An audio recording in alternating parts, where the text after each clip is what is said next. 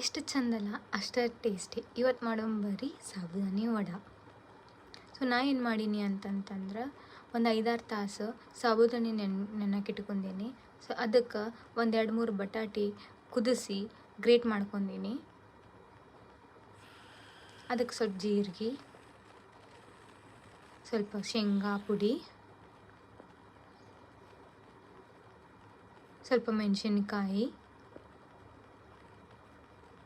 ರುಚಿಗೆ ಸ್ವಲ್ಪ ಅಕ್ಕಿ ಹಿಟ್ಟು, ರುಚಿಗೆ ತಕ್ಕಷ್ಟು ಉಪ್ಪು. ಸೊ ಇದನ್ನೆಲ್ಲ ಕಲಿಸ್ಕೋರಿ.